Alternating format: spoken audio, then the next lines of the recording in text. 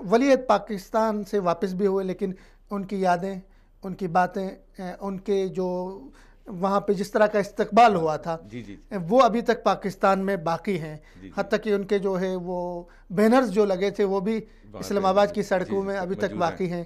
تو ہمارے talk shows میں بھی ابھی تک اس پہ ڈسکس ہو رہی ہے پاکستان میں، سوشل میڈیا پہ باتیں ہو رہی ہے. تو اس دورے کے ثمرات کیا سمجھتے ہیں؟ ولی عہد محمد بن سلمان کا دورہ پاکستان کے لیے بہت خوش عین تھا، اور اس کے لیے حکومت پاکستان نے بھی کافی ہفتوں سے، مہینوں سے تیاری کی ہوئی تھی.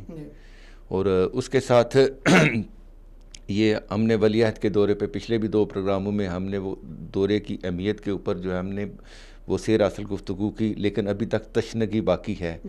تو اس دورے میں اتنی بڑی کامیابی سمیٹ لی گئی تھی، اس دورے کی خوشبو اتنی جہاد تھی، آج بھی اسلام آباد کی فضاؤں میں محمد بن سلمان کے دورے کی خوشبو اور آوازیں، اور ان کی جو ہے نا وہ بحث، اور اس پہ جو ہے پاکستانیوں کا رد عمل اور پاکستانیوں کی خوشی کی انتہا ہے.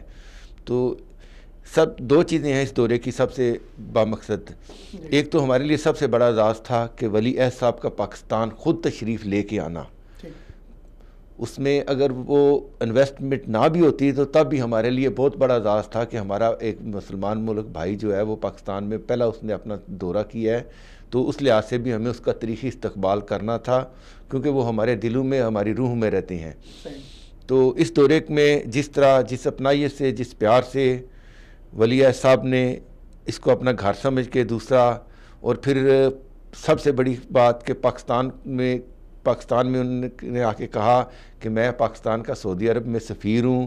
دوسری بات، انہوں نے پاکستان کے وزٹ ویزے کی فیس جو ہے 2000 سے کم کر کے تقریباً 300 کچھ ریال کر دی ہے. تیسری سب سے بڑی بات ہے کہ ود ان نو ٹائم انہوں نے وزیر اعظم پاکستان کی خواہش پہ، وزیر اعظم کی درخواست پہ کہ جو سعودی عرب کی جیلوں میں چھوٹے موٹے جرائم میں پاکستانی مقید تھے، ان کی رہائی کا کہا. تو 12 گھنٹے کے اندر ہی اس کو جو ہے وہ نوٹس جاری ہو گیا، ان کی رہائی کے لیے انتظامات کر دیے گئے. اس سے پاکستانی قوم اور بھی زیادہ خوش ہے کہ یہ عوامی نوعیت کی ایک جو ہے نا عام آدمی مستفید ہوا. 3000 گھر مستفید ہو رہے ہیں. یہ یعنی کہ ایک عام غریب کی، ایک ورکر کی سوچ تھی کہ ایک غریب آدمی کے ساتھ جو ہے اس طرح کا کوئی آواز ہی نہیں اٹھاتا. سیدھی بات ہے، اگر کوئی آواز اٹھاتا بھی تھا تو وہ بیک ڈور پالیسی پہ ہوتی تھی.